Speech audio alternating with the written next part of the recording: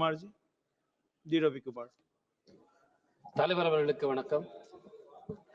இந்த மசோதா ஒரு நல்ல நோக்கத்தோடு கொண்டு வரப்பட்டிருக்கிற மசோதா என்பதால் முதலில் பாராட்டுகிறேன்.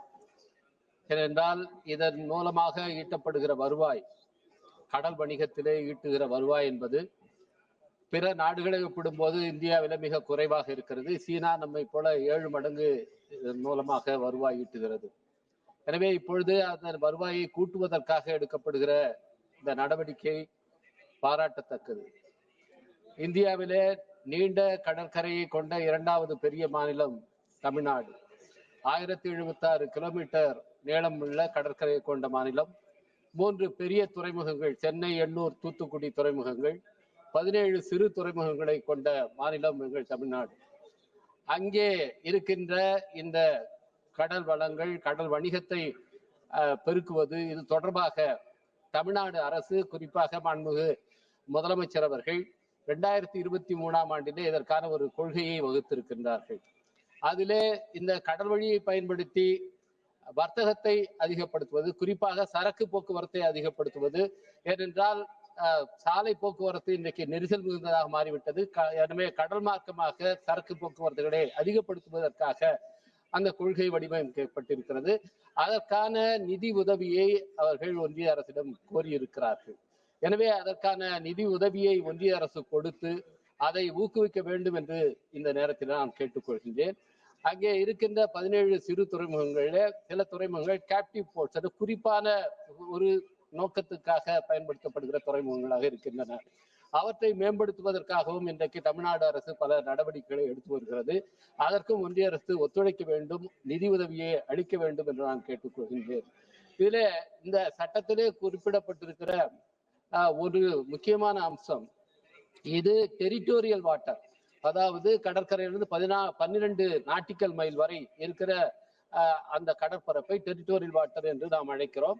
அந்த டெரிட்டோரியல் வாட்டர் என்பது ஏற்கனவே மாநில அரசுடைய கட்டுப்பாட்டிலே இருக்கின்றன. மாநில அரசுகள் தான் அதன் மேலே அதிகாரம் செலுத்தக்கூடியதாக இருக்கின்றன. ஆனால் இந்த சட்டம் அந்த டெரிட்டோரியல் வாட்டர், அட்ஜாயினிங் வாட்டர் இரண்டையும் சேர்த்து எடுத்துக்கொண்டு அதற்கான விதிமுறைகளை வகுத்திருக்கிறது. எனவே இது மாநில அரசுடைய அதிகாரத்துக்குள் தலையிடுவதாக இருக்கிறது. எனவே இந்த அம்சத்தை நான் வன்மையாக எதிர்க்கிறேன். இந்த அம்சம், அந்த டெரிட்டோரியல் வாட்டர் என்பது அதிலிருந்து நீக்கப்பட வேண்டும்.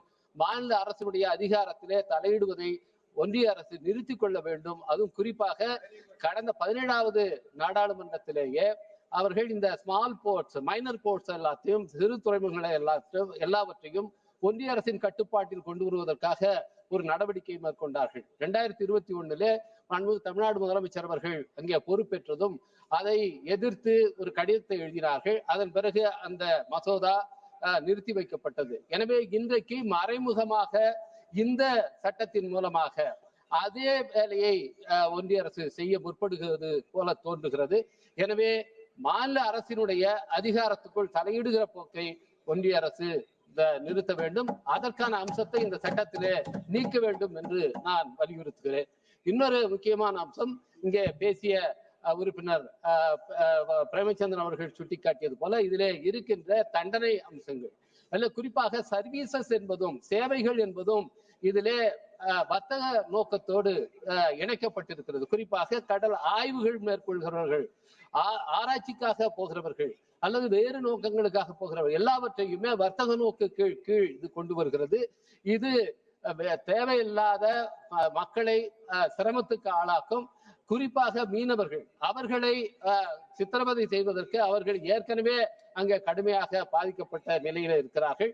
அவர்களை மேலும் துன்பத்துக்கு ஆளாக்குவதற்கு இது வழிவகுத்துவிடும்.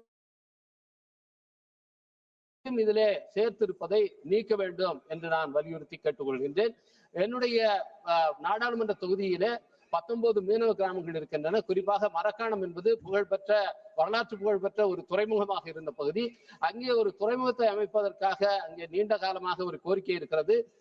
கடந்த வாரத்திலே நாங்கள் மாண்புமிகு நிதியமைச்சர் அவர்களையும் சந்தித்து நேரடியாக அவர்களிடத்தில் இந்த கோரிக்கை வைத்திருக்கின்றோம்.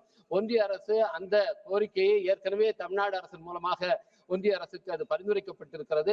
அதையும் பரிசீலித்து அந்த மரக்காணத்திலே ஒரு துறைமுகம் அமைப்பதற்கான நிதி உதவியை ஒன்றிய அரசு செய்ய வேண்டும் என்று இந்த நேரத்திலே வலியுறுத்தி கேட்டுக்கொள்கின்றேன். இங்கே பேசிய பல உறுப்பினர்களும் சுட்டிக்காட்டியது போல மீனவர்கள் இன்றைக்கு கடுமையாக பாதிக்கப்படுகிறார்கள். குறிப்பாக இலங்கை கடற்படையால் பாதிக்கப்படுகிறார்கள். நாங்கள் நேரடியாக நம்முடைய வெளியுறவுத்துறை அமைச்சர்களை சந்தித்து இலங்கை கடற்படை நம்முடைய மீனவர்களை கைது செய்து அவர்களை சிறையில் அடைப்பதற்காக நீங்கள் அவர்கள் எல்லையை மீறி சென்றால் நீங்களே கைது செய்து அவர்களை அழைத்துவார்கள், இல்லை என்றால் இது 2 நாட்டு பிரச்சனையாக மாறுகிறது என்று நாங்கள் சுட்டிக்காட்டினோம். இப்பொழுது சீனா அங்கே இலங்கையில இருக்கின்ற தமிழ் மீனவர்களுக்கு பெரிய படகுகளை வாங்கி கொடுத்து அங்கே அவர்கள் தலையிடுவதற்கு அவர்கள் முற்பட்டு கொண்டிருக்கிறார்கள். அவர்களும் வந்தால் இது சர்வதேச பிரச்சனையாக மாறும். எனவே மிகுந்த விரைவில், அதுவும் குறிப்பாக நம்முடைய பிரதமர் அவர்கள் இலங்கைக்கு செல்ல இருக்கின்றார். காலையிலேயே நம்முடைய மூத்த உறுப்பினர் அண்ணன் டி ஆர் பாலு அவர்கள் அதை சுட்டிக்காட்டினார்கள். அங்கே போகும்போது இந்த இலங்கைக்கும் இங்கே இருக்கின்ற தமிழ்நாட்டு மீனவர்களுக்கும் இடையில் இருக்கிற இந்த பிரச்சனையை சுமூகமாக ஒரு நிரந்தர தீர்வு காண்பதற்கு நம்முடைய அரசு உட்பட வேண்டும். அதற்கு பிரதமர் அவர்கள் இந்த சந்தர்ப்பத்திலே தகுந்த நடவடிக்கை எடுக்க வேண்டும் என்று வலியுறுத்தி கேட்டமைகிறேன். நன்றி, வணக்கம். Thank you, honorable member.